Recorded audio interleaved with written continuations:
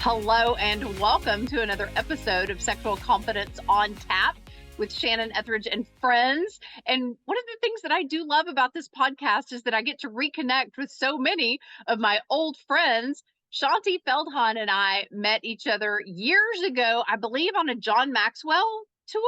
I cannot remember. It might have been at an event for Multnomah, the old Multnomah, Right. back in the day. I can't remember. It's been 20 years probably. Yeah. Yeah, so we've been running in similar circles, right? Running into each other at American Association of Christian Counselors World Conferences. And I'm always excited about her projects. But this one in particular that she has done with Dr. Michael Seitzma, that I interviewed Dr. Michael last time. So if you didn't catch that episode, you might want to back up and listen to that one. I'm particularly intrigued by this one, obviously, because it is all about sex and marriage. But we're going to start this podcast by putting a disclaimer out there. Shaunti is not a sex therapist, doesn't claim to be, but this is what I love about her fierce intellect. She is a researcher and she is one of the best researchers out there, and partnering with someone who is a sex therapist, i.e. Dr. Michael Seitzma. What a dynamic duo. So Shaunti, welcome to the show. And thank you for diving into this topic that there's just a lot of conjecture out there about how to make sex and marriage work. But I love that you bring data to the table that can really be put under the microscope and examined closely. So what motivated you to do this project in this season? Well, motivated me to do it, maybe overstating it, because here's actually what happened. Jeff and I, my husband Jeff and I, do all the research together, right? And we had finished the last study, which was actually for our book called Thriving in Love and Money. Mm-hmm. Okay, so it was on money in marriage. And everybody knows that the two big issues, the two big argument starters in marriage are sex and money. Right. And so we were like, Lord, are we supposed to do another research project? Like, I don't know, what's the next step? And we both kind of we finished money, and then we looked at this when we were like, oh, dang, I think we're supposed to do this. The next step. Because the next step, and I'm like, I want to leave this for people like Shannon. Talk about this with great comfort. And I was just like the average, semi-awkward, wife, or we just didn't talk about this topic very much. And so that's the actual literal, I'm telling you the honest to goodness truth about how this project started. I believe you that it was really a felt need that you recognized. You could not deny that this was an area that couples most often struggle in. And we had, and just so you know, one of the things in all of the other studies, this was our 12th nationally representative study, right?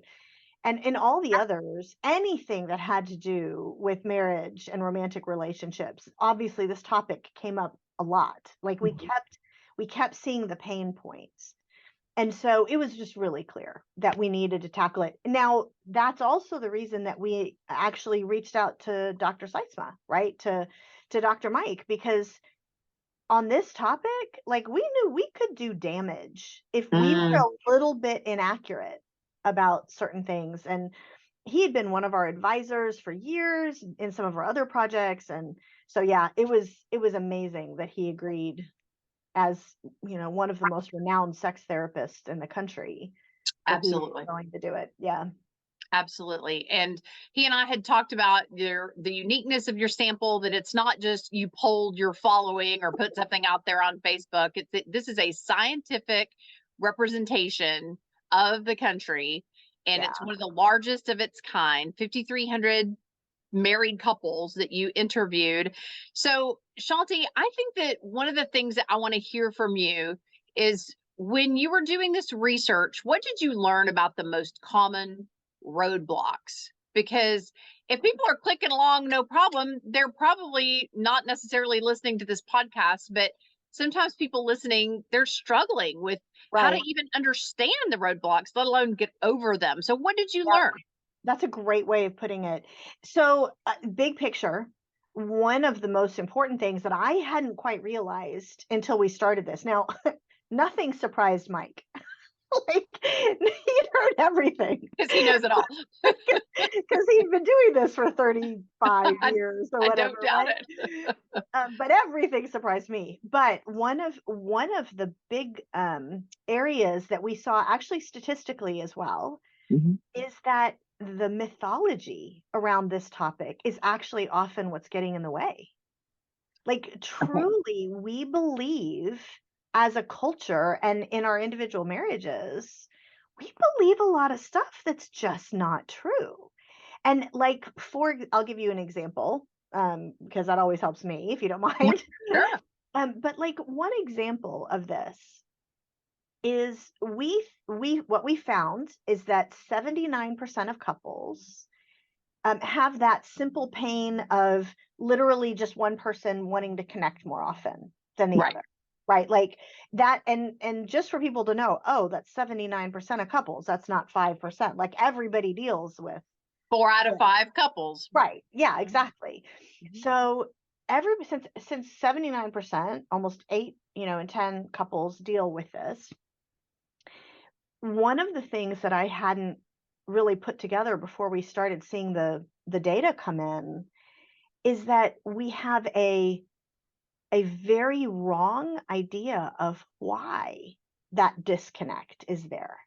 Because we naturally, I think it's Hollywood, like, I don't know where it comes from, but we naturally assume if one person is wanting more of that connection than the other, that means by definition that the person who wants less, they just have a lower sex drive, right? Mhm. Like, they just have a lower libido. Like, that's the reason. And Right. that puts a lot of pressure on the person with a lower sex drive, who statistically is usually more likely to be the wife, right? Not Right. always. We actually found that 24% of women have the higher drive, the higher desire, Right. which is not a small number. And that But does not surprise me at all. I know it doesn't. Yeah, I yeah, knew that about you would 1 out of 4 appreciate couples, that. I'm having to change the language because the stereotype just doesn't apply. Yeah, but even then, okay, so even then, let's say it's the wife with the higher desire and the husband who has the lower desire. It's still the same dynamic where we assume that that is the reason why we're not connecting as often. And Mhm. and so there's pressure on that lower desire person, because it's like, what's wrong with you? Right? And you start thinking, what's wrong with me? Like, Exactly. it's I was not gonna say, it'd be hard not to take that personally as the higher desire partner of why won't they connect with me more what's often? wrong with me? Or if you are the lower desire person, you also think, what's wrong with me? Like, Right. am I frigid? Like, what? And there's all this mythology around the fact that we assume it's this lower desire person's, I hate to say this word, but kind of their fault. Like, Fault. it's on them. And it turns out that basically this entire research project in some ways was essentially digging into, there are a bunch of other reasons for that disconnect. And what are those? And it was really encouraging to see that there are a bunch of other reasons that have nothing to do with the person having a lower libido. So the blame game isn't even necessary. Let's dive into what should they be looking at instead. Instead of throwing a stone at the partner who isn't matched exactly the way that they are, which in all honesty, I'm surprised that 1 out of 5 would claim to be perfectly matched I because know. people I are so know. different. They had such Yeah, different upbringings. And so, anyway, I know. Well, and hooray for those 1 out of 5 couples. woohoo, we're like, go for it, Knock Well, yourself out. and actually, it was interesting because you had, just as a quick note, you had mentioned about one of these nationally representative surveys that we did is the largest nationally representative, called Matched Pair Survey Mhm. of married couples on this topic. And so we got that data, that 21% who say they're totally on the same page. We got that data by comparing, and it was all anonymous, but we could tell this husband was married to this wife, whatever. and finding out, like, how often do you want to connect? Like, and there 21% of the married couples said the exact same amount. So we Okay. got it by actually calculating that. It wasn't even them It trying to wasn't their figure out. opinion. Mm-mm. It was Yeah. it was by literally calculating who was on the same page versus not. And Okay. so what are some of the other reasons why that disconnect could be there other than this person? Well, and before we go into those other reasons, Yeah. let's just answer the question, approximately how many times per week is average? Because I think that there's a lot Yeah. of people who get it stuck in their head that I'm in a sexless marriage when they're actually having sex once a week, but because they're not getting it 3 or 4 times a week, they consider it sexless. So what is Okay. the average? I'm What's glad you normal is the big Yes, question what's people have. normal? Well, see, I didn't know how much of this when you talked to Dr. Mike. I didn't know how much of this you covered, because we were actually very intrigued to find out that. Now, hold on, before I answer this, let me just let me just say what I'm about to say in averages. This is not what you should do, right? You're Like not being prescriptive. You're being everybody is descriptive. different, right? Like, Mhm. because, you might say, well, 70% of the people in my neighborhood have a pet, so I should have a pet. Right. No, No. like, what if you travel a lot or you don't have the budget for it or whatever? Like, it's the same thing in intimacy. Like, this is literally, I'm just telling you averages here.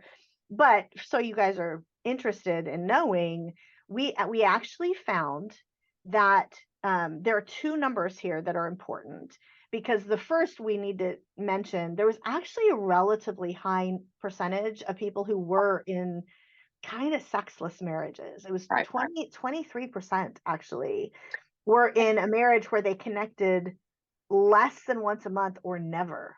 Well, that's what I was going to say is defining sexless. I understand that it's 10 times per year or less, which is averaging about Ish. once a month or Yeah, less. less Okay. than once a month. Because we Right. also we checked, less than once a month, never, and once a month, multiple times a month. Like, we did all the different options. Hmm. And so now the people who now a sex therapist will clinically consider that sexless, even if it's, once every few months, that's still considered, there's an issue there. Right. And candidly, one of the things that we found that is important for people to know is that sort of lack of connection, it it is highly correlated to other marriage issues. Like, sex does seem to be something protective and Hmm. something that helps the marriage overcome certain issues. Now, obviously, that's not to say that if you have big issues, you should just hop into bed and everything's going to be fine. No, we But wish that it could work that way, I but know, it doesn't. but Hmm. it doesn't. But it was actually, for some people who've maybe gotten into a bad habit, because that does happen in certain seasons of your life, when Hmm. you're little kids or whatever, things are busy, or somebody's working a third shift job or whatever. If you've gotten into a habit where you're just not making that a priority, it was a bit of a wake up call, like, oh, wow, like, this actually matters, Right. specifically. But in terms of averages, if you set aside the people who aren't really connecting and you just do everybody who's, actually connecting, even if it's, occasionally, the average is 1 1/3 times per week. Okay. That's the nationally representative average. Jeff and I do marriage events, and I had somebody come up to me after I explained that from the stage at our first marriage event after we got the data, and they're like, 1 1/3 times per week. What does that mean? Like, you stop a third of the way through? Like, what? It's kind of like And I'm like, 2.5 kids. How do you have 2.5 kids? no, that just means 4 times every 3 weeks. Okay. Oh, there you go. 4 times every 3 weeks is a Yeah, better, yeah, there better we thing go. to wrap your brain Yeah, around. so that's Okay. the So average. for people who are only having sex once a week, the encouragement is you're really not that far You're off from the average. you're right at the average, yeah. And people who are having sex twice a week, kudos to you. You're above You're average. above average. And Okay. so, but the thing that we found that was fascinating is that it was almost the averages were so spread out that really, truly, when you say, are we normal? The answer is probably yes, because there's Normal a for you. huge group of people who are in that same category. Like we had almost a quarter, it was almost a quarter, a quarter, a quarter, and a quarter. It was almost a quarter who were in that kind of not connecting a whole lot. Another quarter that were in that once a month to once a week kind of bucket. Hmm. Another quarter that were in the, once a week to 2 to 3 times a week bucket, and then another quarter that was 3 times a week or more. So I mean, like Interesting. it was very spread out. Yeah. So the encouragement is there's a wide range of normal. Hmm. Yeah.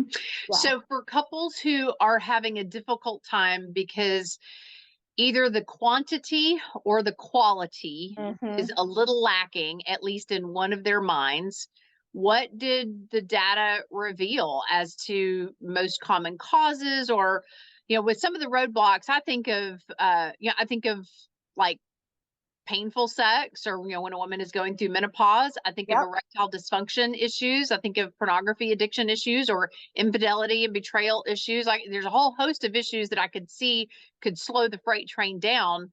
Yep. What did you learn about any of those issues?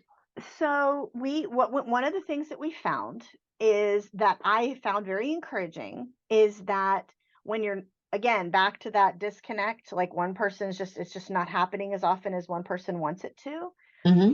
that it wasn't usually those big issues, right? It wasn't usually, I mean, all those issues existed, but that wasn't the main reason. Okay. Those things exist, and we should talk about them in a minute. I hear like a dun dun dun and like a drum roll. Like, what is the big reason? So that's actually really what the whole book was about, right? Like, what are those simple things that we just don't know matter? And so, one of the biggest ones isn't that somebody has a lower libido, but that they have a different desire type than their spouse. And I don't know if you talked to Dr. Mike about this, but this was one of the like big ones. So Okay. I can explain it if you want Please me. do unpack this. Okay. I can see All a light bulb, not just beside your head, but above your head right now. Oh yeah. No, seriously. Like you should have seen me. I was like, "Oh my gosh, this is so helpful." Cuz here's the thing. We think, and I don't think any of us realize how much this is down deep, like in our brains, our subconscious assumptions about how sex works. Hmm. We think, and it's, I think, maybe from Hollywood, it's from watching, you don't talk to your friends about this topic, so the only input that you get is what happens with you and what you see on the screen or read in a book. Like those are the only inputs that you have. And so we have this idea that there's just one way that sex works. Like you have the guy and the girl who look at each other and sparks, right? And There's all there this have this desire. there's this desire, and pretty soon the clothes are off and they're in bed, right? And so there was a surge of desire, and they did something about it. Hmm. And we think that is what desire is. Like I'll bet it's it's just, reversed. Am I well, right? that's one type of desire. Okay. There is a type that is called, it's called initiating desire, is Okay. one of the ways you could put it. And it's someone who feels desire and does something about it. And it's usually Okay. the person maybe who thinks about sex more often. Okay. Right. But there's a completely other type of desire called receptive desire.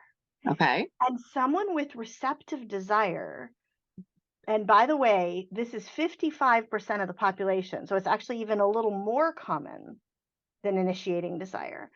The person with receptive desire feels desire in the reverse order.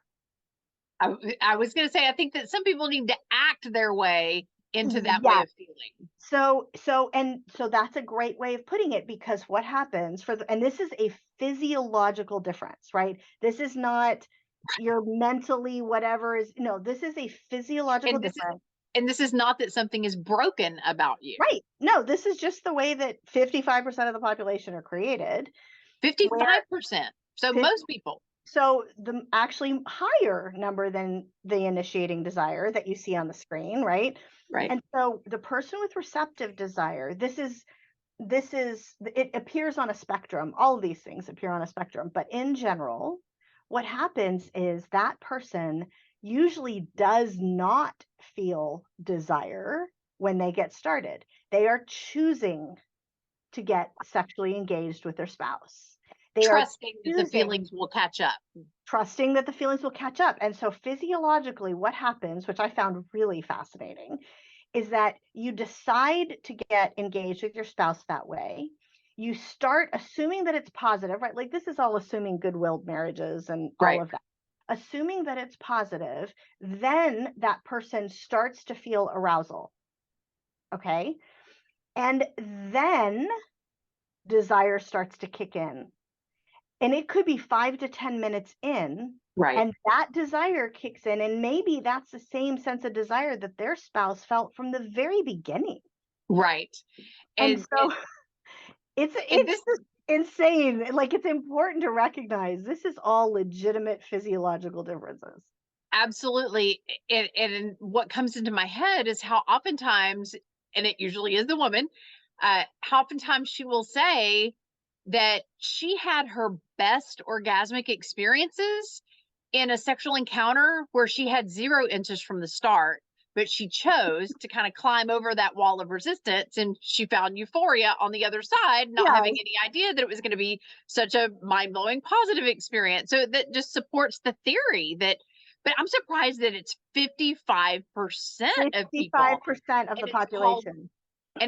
receptive Yeah, desire rather it than is. initiative desire. Initiating desire is the person who thinks about sex, who, and the analogy, there's an analogy here that might help. Okay.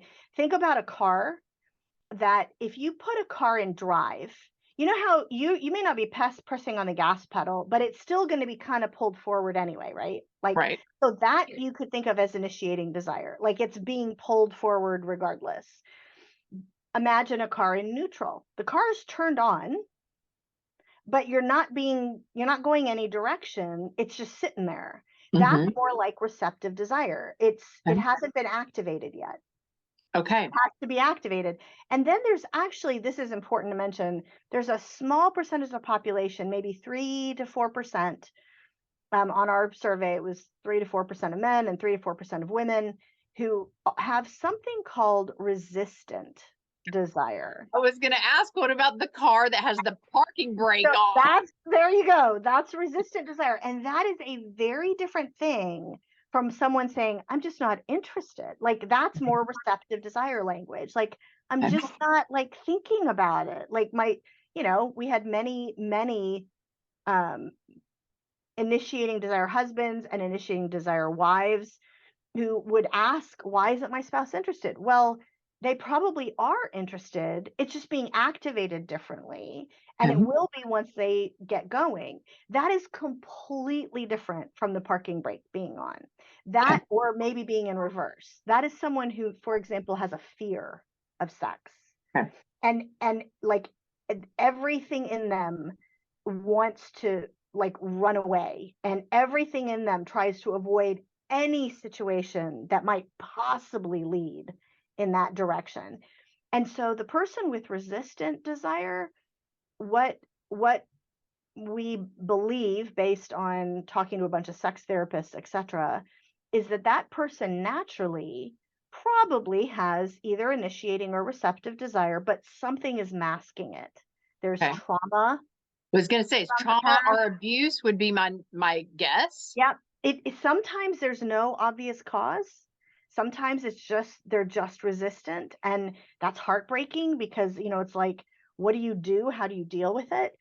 But most of the time, it's a pointer. It's like a yellow light saying, okay, there's something here to look at and find out what's underneath this, because your natural physiology is usually one or the other of those things, and it's being masked right now.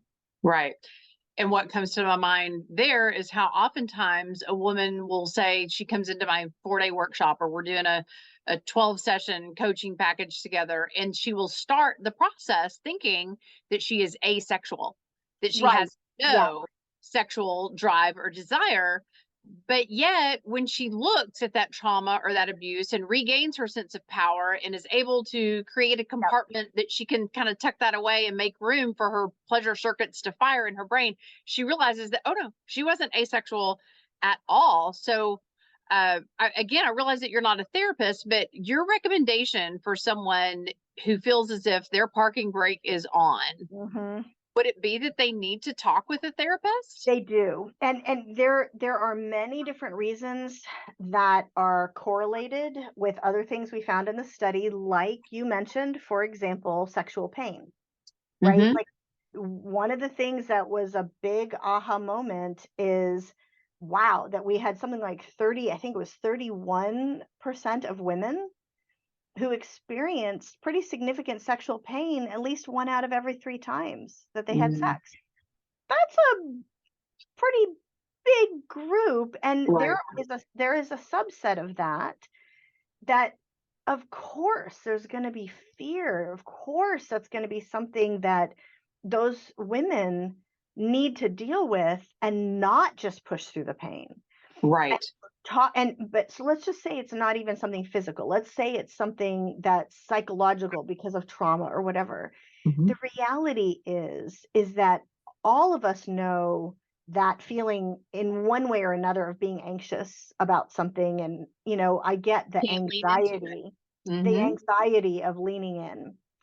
And yet one of the things that we found that was so like life-giving is that if people do lean in to that, and if they do say, okay, this is not how I'm this is not what I'm created for. I'm created for something better than this, right? And created for a really holistically beautiful marriage, for example. And I want that. Well, believe it or not, it's usually not that complicated to get there. Like, In other words, you people are resilient. yes, it's and you talk about, your coaching packages, for example. One of the things that we found is that even if a person, let's just say it's someone who has resistant desire, who recognizes in themselves, and maybe there's some physiological issue that they need to deal with. Maybe there is sexual pain, for example. Well, okay, go talk to a sex therapist who understands exactly how to treat that and start getting the help that you need. And Right. we're going to find that as long as you've gotten the right help, that it's actually often simpler than people think it is to unpack whatever it is that's holding them back. Right. Just like if you cut yourself, well, if you get that cleaned out and get it stitched up and keep a fresh bandage on it, you're going to be fine. It's going to heal because this is I what the love body that does. analogy. The soul will also heal under the right conditions, under the right Yeah. circumstances. We have to acknowledge our pain. We have to be willing to unpack our pain and figure out, what kind of treatment it needs. But the human psyche is naturally resilient. And it's funny how people tell themselves a different story. They don't look at a cut and go, oh, that is never going to heal. I'm going to have this gaping wound the rest of my life. But yet, when it comes to their sex life, so oftentimes that's the assumption of, well, I've Yeah. been broken for 10 years. So, the next 40, that really sucks for you, pal. But I want to be married. Yeah. But I that's a lot literally to ask of another human being to just totally give up all hope of any sort of sexual connection because somebody is hitting a wall. So yeah, this is an encouraging conversation to me, just hearing how normal this can be. And like you said, how easy it can be to overcome it once you commit yourself to that process. well, and I'll give you another example of something super simple, right? Like, so this is that. So sometimes we were saying, you have the disconnect, and it's not because this person is lower desire. They are, but the real issue is they have different desire type. That's what we just talked about, right? Right. And so you approach them differently. You realize, oh my gosh, I need to give them some anticipation time. I need to flirt with them, ahead of time, so they're thinking about it because they won't be thinking about it. It's like, wow, okay, that's relatively simple. Okay. But another one that was relatively simple was literally that the couple sometimes just has no signal for initiation, like Mm. to sort of know what to expect. And so somebody is expecting something and it doesn't happen and they get disappointed, and somebody feels pressure because they didn't realize that was the expectation. And we we literally found that if people will have some sort of a signal that they know, okay, this is what's being signaled, That's recognizable and by it's recognizable, and the person who's maybe more the initiator has a signal, the person who's maybe more receptive can Mhm. share their level of openness, because it's Mhm. not always going to be right. Right, right. But if you can do that, suddenly again, you're you have, oh, like, so much of this was just because we didn't know what you were expecting. So much of it comes down to communication. Sex is communication. Yes. That's the bottom line. So, Shaunti, let's say that you encountered someone on the street and they say, "Oh, there's so many sex and marriage books out there." What would you say to them to inspire them to pick this one up? Because when I remember when Michael asked me, what is your preferred outcome for these interviews with Shaunti and I just told him point blank, I do have an agenda, and it's that people will pick this book up and actually read it. And I'm usually not that directive, but I totally believe in you guys' intellect and passion and this research that you've come across.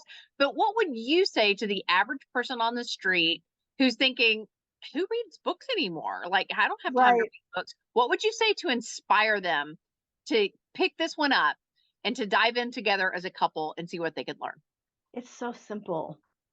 I mean, that would be what I would say is to recognize we actually spent 3 years and $120,000 of research costs in order to dial in and dial in and dial in the most simple, easy to apply surprises that are probably getting in the way that you didn't even know were getting in the way.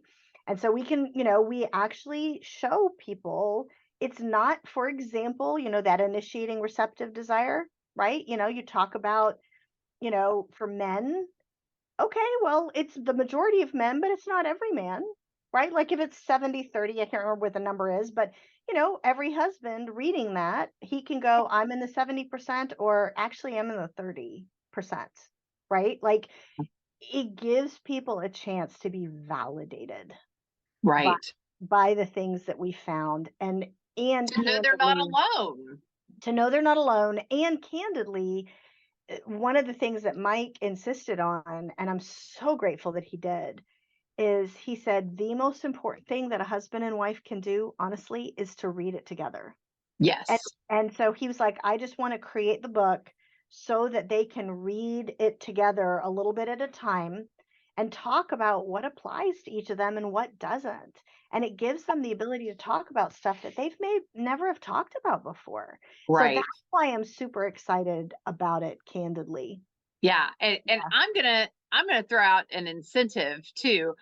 I think that so many people, well, let's just be real. We get lazy. We forget that we have all these great tools at our fingertips that cost a fraction.